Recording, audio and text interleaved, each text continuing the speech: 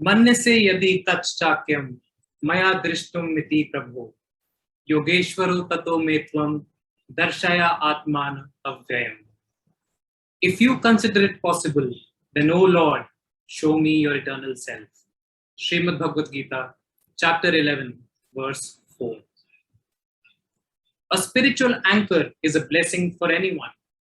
Some receive it through a family tradition, some have a serendipitous encounter, while some discover it on the path of seeking. But however you may enter his realm, it is only with his blessing. Ladies and gentlemen, a very warm good afternoon and namaste to all of you. Today I would like to talk about the spiritual resurgence in India and how my experience has been in this resurgence.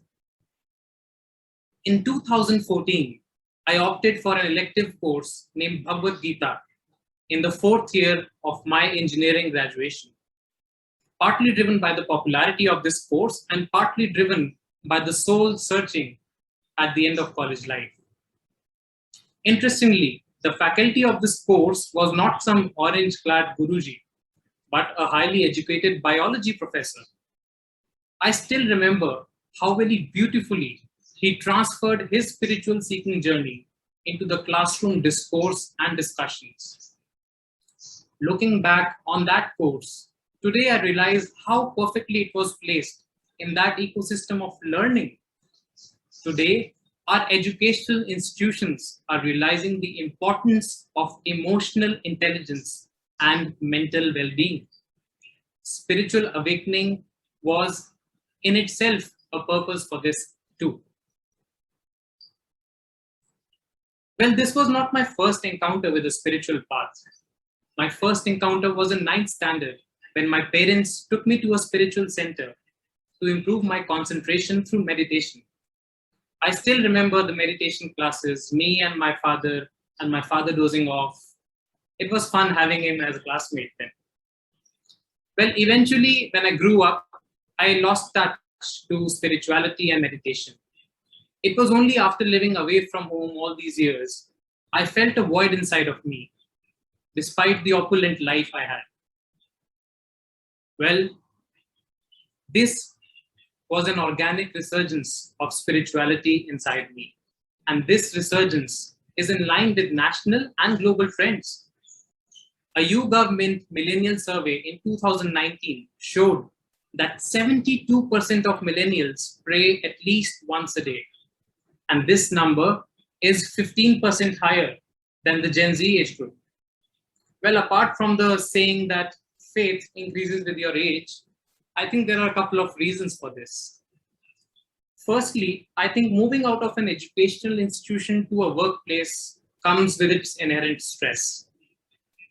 And secondly, as we are mostly away from our homes, having a spiritual connection is an expression of our identity, especially if we are overseas.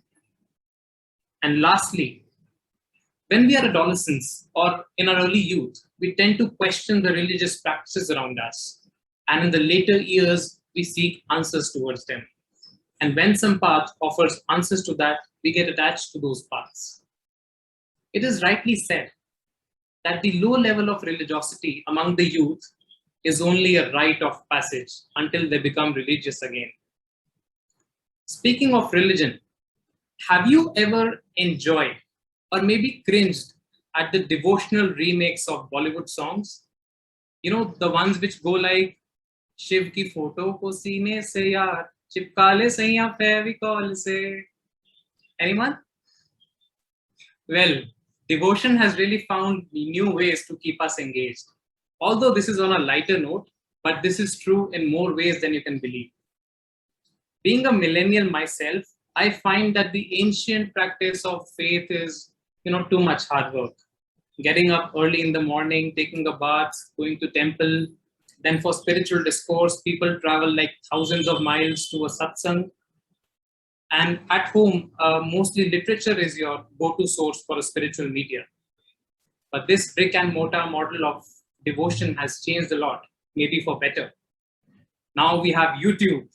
We can listen to a spiritual connect anywhere, any place we want. And Also, we have thousands of apps and websites through which you can get religious sermons at your fingertips. I think the marriage of spirituality and technology has made God cool again. But like all marriages, this has a downside as well.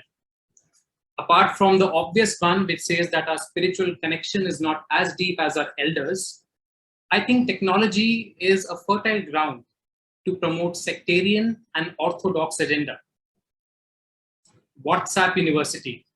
WhatsApp University is the biggest source of self-proclaimed fakirs spreading irrational thoughts, spreading fake pride, and also demonizing everything that's modern. And believe it or not, we, the youth, are the biggest vulnerable audience for this kind of propaganda. India's romance with godmen has already turned ugly with the numerous sex scandals we've seen. But hijacking an entire generation's thought process is a lethal opium for our country. Well, I think there is a simple solution to this.